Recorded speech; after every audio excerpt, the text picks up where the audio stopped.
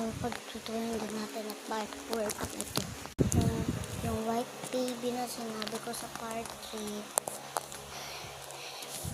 nakakakilabot, walang muka, putol katawan, at yung mga kanyang leeg, muka, kamay, paa, ay nagkalat na sa bakuran ni Kaykay. At parang namumukaan nila ang buhok at yung kulay, at inisip na ni Nainay na parang ganito nga pala ang inisip ni Nainay. Ano kaya? Siguro yan si Kaykay. Kasi ang kulay Tanungin ko nga.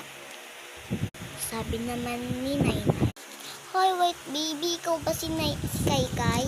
Sabi naman ng white baby.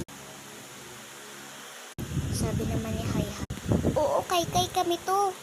Lahat sila nagsabi ng oo nga, Kaykay. Sabi naman ng white baby na si Kaykay, "Kaibigan ko pala kayo. Kain muna kayo sa bahay." Tinanong naman nila ng lahat kung bakit nandito sa bakuran at lagas-lagas ang katawan. Sabi naman ni Kaykay na white baby, "May pumatay sa akin. Sinaksak, pinutol ang aking mga katawan, ang aking muka, sinubsob at kinaskas. Tas yung mga aking bunganga at bunganga lang ang natira sa akin kasi yun lang ang hindi nakaskas.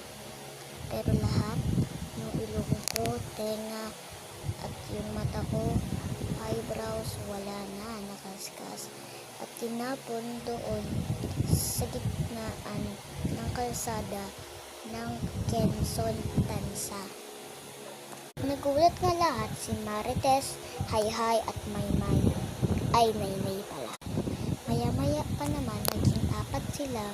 Dumating na kasi ang kanilang best friend nung galing sa California na si Marla.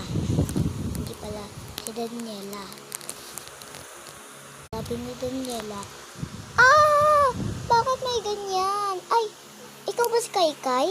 Sabi naman ng lahat, oo, Daniela, yan si Kaykay, namatay na.